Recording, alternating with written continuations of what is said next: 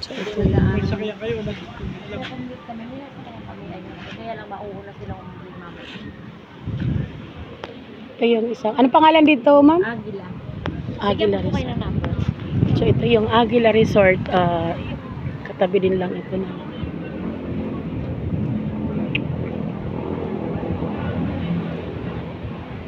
Yan yung mga cottage. Kita niyo po yung mga cottage na yan. 1.5 daw po yan. Pero ibibigay na lang siya ng 1.3. Ang isa. Ibibigay daw po siya ng 1.3 ang isa. Pero sa kalungan lang dito may entrance. Mahal ang entrance nila. Tingnan natin. Ayan po yung mga CR nila. Mga CR.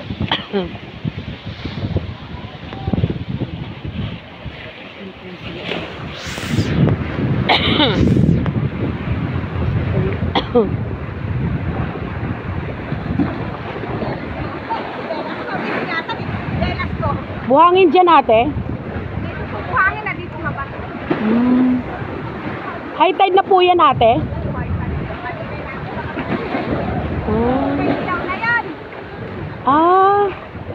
Mababo pa yan doon pagka low tide. Walang tubig. So high tide siya ngayon kaya nandito po yung tubig.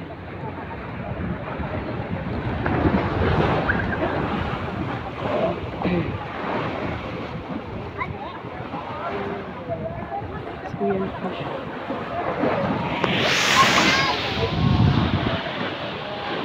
So mayroon ilog dito.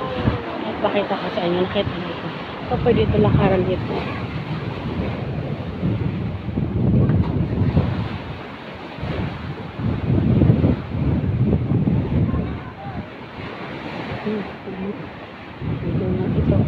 Ito yung 1.5 nila na cottage. Ayan.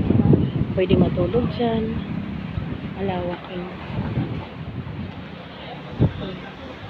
Malawak. Pwede matulog dyan siya.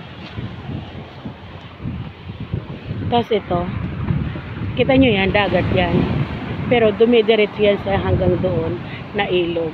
Ayan, ilog yan galing sa bundok.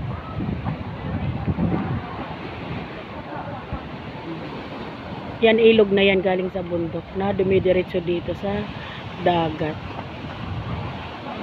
Yan. I love Real. So nakita niyo po yan. So ganyan po siya. So nakita niyo. So yun po.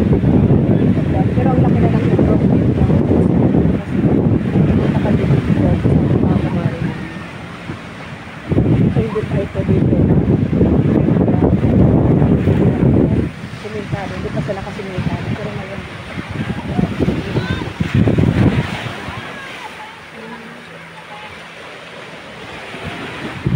so may doyan pa rito. Hindi sakya yung doyan. Hindi ko lang sigurado kung kaya ako sa doyan kasi baka mapigtas. Diba? Ayan.